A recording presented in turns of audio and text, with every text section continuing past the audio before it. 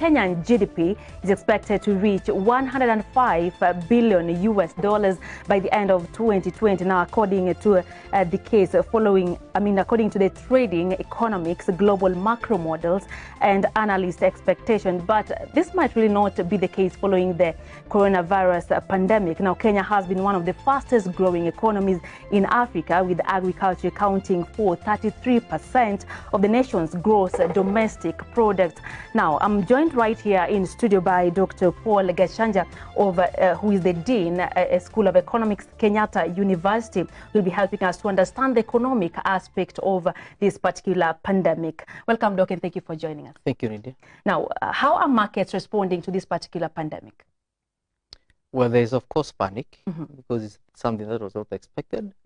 And from the experience of other economies, like in Kenya, we can say there is that panic, of course, of what is expected, because it has been devastating on other economies, and we have every reason, of course, to be worried. Yeah. Now, the markets, could the markets be taking advantage of this pandemic? Example, we've been witnessing panic buying. Some of the goods are already, the prices are already skyrocketing. Do you think the market is taking advantage of this particular pandemic? Well, I wouldn't say the market, but only say some parts of the market, especially in the really, some of the products that we have heard about, the sanitizers and some other products. But of course, I think this is basically triggered by the panic by the public itself. When you see other countries having a shutdown and a lockdown and everybody is told to stay at home, then you expect that kind of a panic.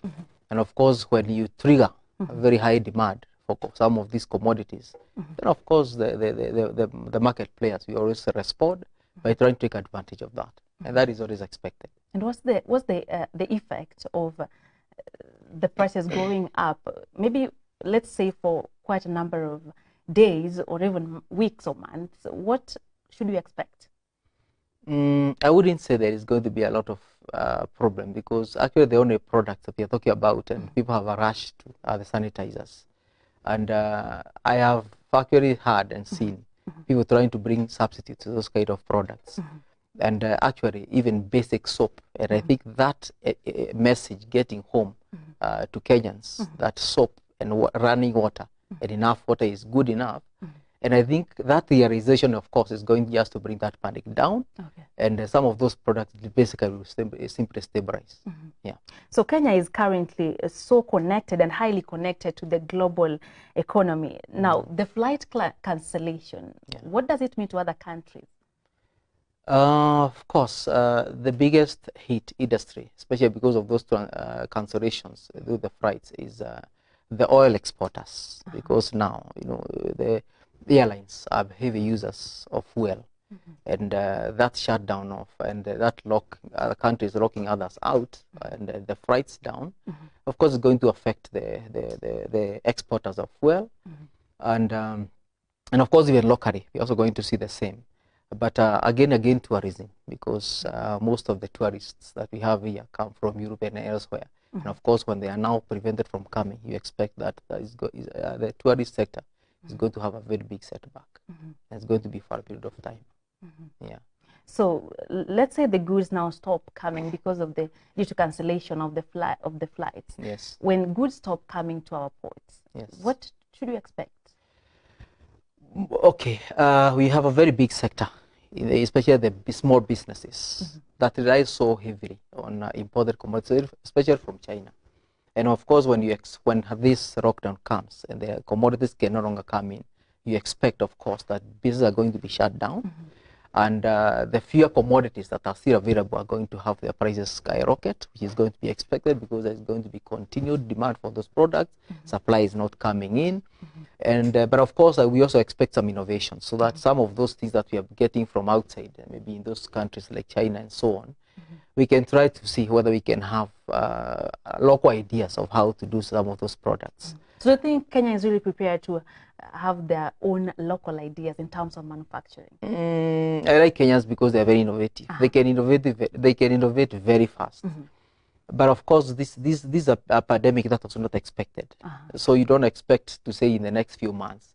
But you can be sure that Kenyans are going to look elsewhere. Innovation may not necessarily bring in technologies or producing those products locally because it takes a bit of time, but even trying to look elsewhere. For example, we have not had a shutdown from Uganda. Uganda is one of the other alternatives. I've seen very many small businesses turning to, as an alternative to China. So we are likely to see more business from Uganda because it's the only, I think, East African country that has not been affected, and which is a major source of the products we see in our markets here, especially for the small businesses.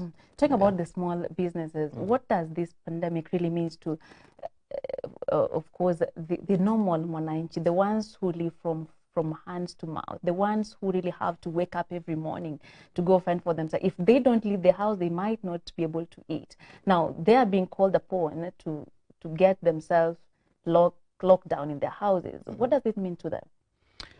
I think I want to begin by saying, and I think I want to use this platform to say so, that it is paramount that Kenyans heed to the government advice, because that will prevent a lot of issues that may come, because the biggest economy in Kenya is basically the informal, small businesses. People who are, as you say, who are living probably in poverty, are living from hand to mouth. And I think the solution, and the biggest solution to preventing a crisis which is coming, which could be coming soon, is Kenyans heeding to the advice by government to pay attention to all the hygienic conditions that have been put, because by so doing, we are not likely to get that bad. But if in the event that Kenyans are Kenyans, in the event that we get into a problem where we are going to have some lockdown, because currently we are being told to just be disciplined, just stay around, just stay at home, let the children pray, stay at home, make sure you wash your hands, and do, very basic things that may seem very simply said, but very difficult to implement because of the way we are socialized. But in the event that we reach a point that we have a lockdown, and we cannot now have, we cannot have some of these services given to us, of course we may expect to do. We have seen the panic buy, of course, that you have seen. But as you said, Kenyans, how many Kenyans can afford? For example, within a very short time, you have money you have put in a bank somewhere to go and do some impulse buying or some emergency buying of products. We are likely to suffer. But what I think is that the government must be prepared for this, because most of Kenyans are not in a position actually to be told to stay indoors without food, because they have no other alternative. So one do you is feel basically the government should have a program where maybe food can be provided? Oh yes, we must have those contingency plans, because if we get to a situation like China, Wuhan, where you say it's a lockdown, nobody gets out of the house, Kenyans are going to die. They don't have the food. Even if there is little food, they don't have the money to go around and buy. Do you think our government is in a position to do so? Well, these are extraordinary times, and I'm sure there are very many institutions and organizations that are willing to help. And we have seen the World Health Organization and the United Nations coming in very strongly. And I think if the worst gets the worst, we are likely to see. And of course also Kenyans of goodwill. There are Kenyans of goodwill. We have seen people, we have seen pandemics in this country, and we have seen Kenyans coming up, those who can afford to help their very own. So, but the government must be prepared for some of these eventualities. Now, speaking about these people with operating small businesses, do you feel that it's high time government should really consider the taxation levels? Should it really be looked into in terms of maybe reducing the level of taxation? Not really. This one has really completely nothing to do with taxes. It has basically everything to do with the support for businesses. In terms of cost of operation? Not at all. Not at all. It could be now, because the government has actually called in institutions, social institutions. We have seen already Safaricom yesterday coming up strongly. Because that's a very basic support, because the government may not do that, but as a company, the Safaricom is able to do that. We are likely to see, for example, banks also, coming in very strongly to support the economy. They may suffer, because this time everybody is likely to suffer, and we must be prepared for that. For example, if small businesses have loans and loan obligations to meet, and the businesses are shut down and they're not able to, then we expect some of those institutions that are lending money to step in and say, okay, maybe give some break, or some holiday. We say that for this period of time, we say that don't repay the loans.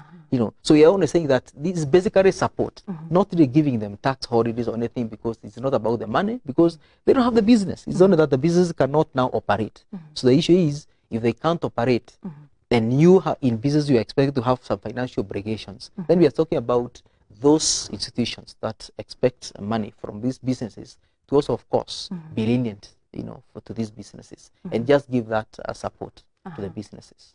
Right. Now, let's cross the borders. Now, the last time China experienced a shrinking economy was in 1976, now close to 50 years ago. Yeah.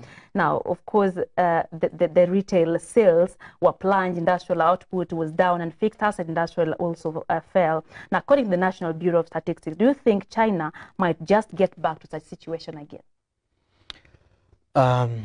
It could have. The good news, of course, is that China has, to a large extent, been able to contain this pandemic. I have heard news reliably that now, like in Wuhan, where this problem started, factories have started opening. Here, they're also shutting down some of these institutions, which, because they don't need now, the cases are now much, much reduced. So I think 50 years ago, or those many years ago, technology would also have been very different. And China has grown very drastically, technology-wise and otherwise. And I don't think with the capacity they have and what we have actually seen, this, how they have come out strongly to guard against the pandemic in terms of the economy, I don't think China will get into that, the kind of problem they got in those So years it might ago. not really get to No. Yeah, I don't think so. Yeah. Now, and then now the tour and travel industry. Yeah. For us now, right here in Kenya, of course, it has been really affected. Yeah. Do you think that there will come a time when normalcy will be realized? Yes. This we are talking about Kenya now. You see, this pandemic is hitting on different sectors differently. We have seen immediately the education sector hit very hard. Yes. Because you have seen all academic institutions, primary, secondary, universities shut down. That suffered an immediate shock. Of course, we also expect some other sectors to follow suit, and I think the tourist industry would be the last to recover. I would want to say that, because it will take a long time, of course, for that confidence to be gained and normalcy returns in terms of feeling comfortable that you want to travel out or people want to travel in. But we would definitely expect that normalcy will come back in that sector. But it might just take a very long time. It may take a very long time, and it may be the last sector to actually recover. Oh, yeah, really? I would Why say do so. you think so? Yeah, because I say it because of its structure, in the sense that it relies so heavily on visitors coming, and until we are very sure, we may be sure and say, okay, things are okay here. But you see, people always want to watch and see what will happen. But other sectors may recover faster. But the tourism sector may take a bit of time. Yeah, may take a bit of Right. Now, in terms of employment, when such pandemic hit the nations, we experience a lot of job losses. Yes. Do you think there should be policies put in place to ensure that jobs are protected? Well, of course, we always have policies in place, and the government tries its best to put policies in place to boost employment and, boost employment. But you see, some of these things, like this pandemic, this is basically very, very unexpected, and nobody definitely, planned for it. And if job losses were to occur out of this, everybody expects. In fact, it has happened in China when factories were shut down. People lost jobs.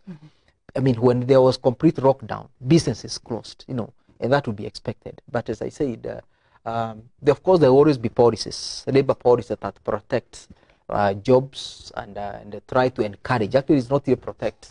Protecting is basically unions, the employees. But in terms of creating job opportunities, we have very many programs in place. The government is doing its best. The private sector is also doing the same, creating an environment that can create jobs.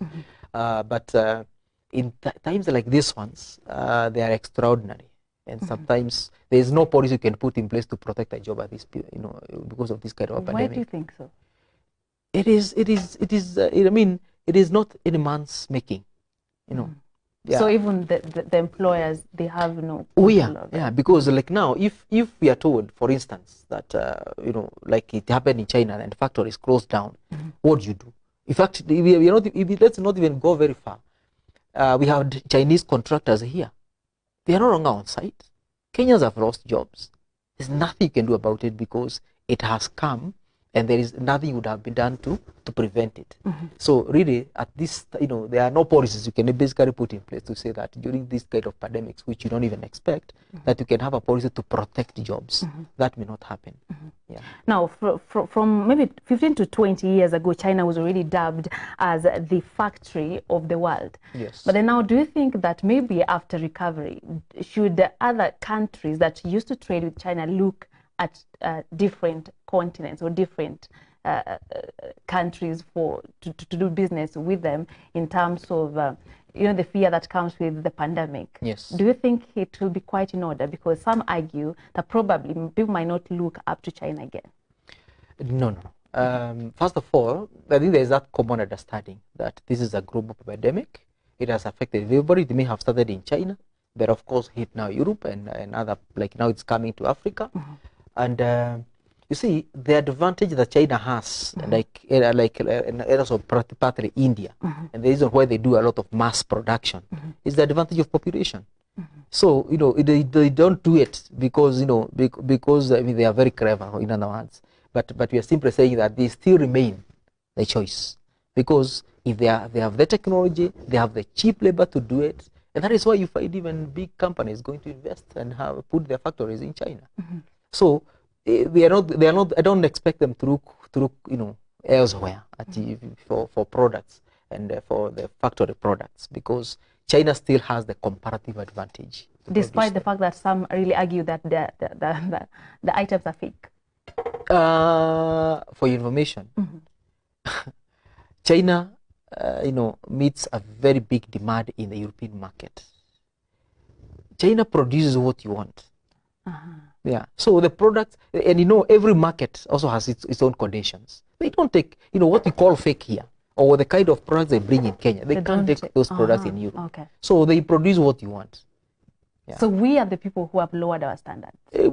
Basically, because the issue is if you are a producer and you want me to to produce glasses for me, and there are different qualities of glasses, but the issue is you look at my affordability. Can I afford a very expensive glass? If not, you can't make it. Wow. Yeah, you produce what we can afford.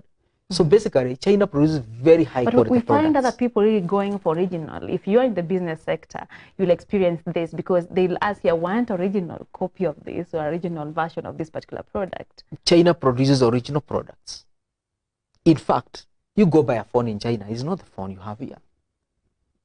You go for the Chinese phone in Europe, it's not the phone you have here. So as I said, it is basically segmenting. So they markets. Produce what someone wants. Exactly what the market is looking for. So it's us who have ordered for the fake product. It is basically segmenting markets, and you meet the demand of every market depending on the market conditions. So if the market conditions dictate that you can't, that you cannot, consume very high priced products because of high quality, then you buy your quality. So and the price you can afford. Our market conditions? You see, in Kenya we have both. There are those people who want cheap products, and they even go to Dubai to definitely buy. Yes. They have the cheap products. There are also Kenyans who want high quality products. They know where to get them. Yeah, people have cars here. They go for those cars from. But the majority are down there. Yeah, but okay, cars is a different issue because we have Japan. Basically, there are many of them are second-hand cars. But the idea is this: that when it comes to products, Kenya is a very interesting economy, and Kenyans are very interesting because we have Kenyans who want those cheap products, and you therefore, and of course, who will afford only those ones. So, if I'm a business person, I will go to China. In fact, you go to China and explain to them, tell them, I want this product to meet this kind of a demand. In other words, and they produce it. They go to factories and produce for you in particular. Wow. Yeah, because that's what you have explained to you. That's what you want, and they're at the price you want it. Why don't you think we don't go for a bit expensive and, of course, original product? No, it's not about originality. It's about affordability. affordability. Oh yeah. I mean, we are a low income country. We cannot talk about being a high income country. But as I said, among us in Kenya, there are those people, of course, who would want those vibrant goods. That's why they go shop outside oh the yes. country. Yeah. But if you can't afford, you buy what you can afford. If you can afford a phone of 1,000, China will produce it for you. Yeah, and bring it. Wow. Yeah. So just as we finalize, how do you compare the U.S. economy and the China economy? Okay, of course, the U.S. economy is developed. Okay, let me say it was developed long time ago. I mean, it's not a developing economy. China is also now developed, but you know, China has developed very fast.